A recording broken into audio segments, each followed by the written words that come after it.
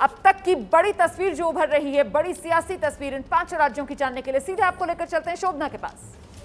बहुत बहुत धन्यवाद रोमाना, बिल्कुल ठीक कहा आपने। धमाकेदार एंट्री, टीएमसी की धमाकेदार वापसी। एक्चुअली तीसरी बार ममता बनर्जी सत्ता पर काबिज होंगी। नंदीग्राम में भी अब उन्होंने बढ़त बना ली है, जहां पर वो शुभेंदु अधिकारी से पीछे चल रही थी। और रुझान की जो 4 बड़ी बातें हैं वो आपके सामने है। बंगाल में ममता का जादू बना हुआ है। दीदी ने जिस तरीके से टक्कर दी है, जिस तरीके की लड़ाई बीजेपी के तमाम पूरी ब्रिगेड को दी है, उसको देखते हुए लगता है कि जादू अभी बरकरार है। तमिलनाडु में 10 साल बाद सत्ता बदलने जा रही है, डीएमके सत्ता में आने जा रही है और करुणानिधि और जयललिता को मिस जरूर कर रहा है ये चुनाव। और केरल की अगर बात करें तो लेफ्ट ने परंपरा तोड़कर जीत हासिल करी है। लेफ्ट में हर 5 साल के बाद सत्ता परिवर्तित होती है, कभी वहां पर यूडीएफ आता है और कभी एलडीएफ आता है। इस बार फिर लेफ्ट ने वापसी कर केरल में जो परंपरा थी उसको तोड़ा है। लेकिन अगर कहा जाए कि सबसे ज्यादा बड़ी जीत किसी ने दर्ज की है तो वो ममता दीदी रुझानों में अभी दर्ज करती नजर आ रही है। असम में बीजेपी की फिर से सरकार बन रही है। जिस तरीके से कांग्रेस ने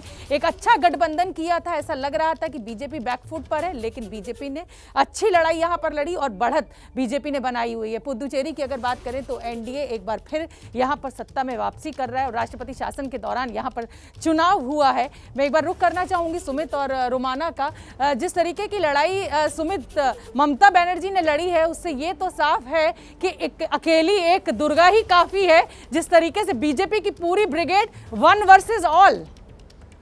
हाँ, मतलब हम ये कह सकते हैं बिल्कुल कि आज जब ममता जीत रही है, टीएमसी जीत रही है, तो ये इंटरप्रिटेशन भी निकाला जा सकता है। लेकिन हमको ये नहीं भूलना चाहिए कि पश्चिम बंगाल बीजेपी का राज्य कभी नहीं था।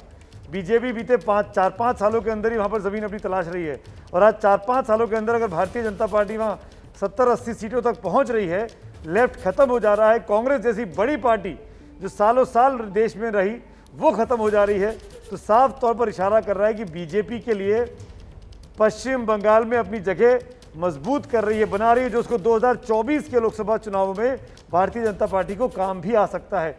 खबर ये भी आ रही है कि कांग्रेस और लेफ्ट का जो गठबंधन जो 2 पे आगे दिख रहा है, ये दोनों की दोनों सीटें कांग्रेस के खाते की हैं। इसमें एक भी लेफ्ट नहीं है। आप समझ सकते हैं कि लेफ्ट का, सीपीएम सीपीआई का जो वो केरल में सरकार बना रहे हैं, वो पश्चिम बंगाल में अपना सब कुछ गंवा रहे हैं। स्थिति वो हो चुकी है।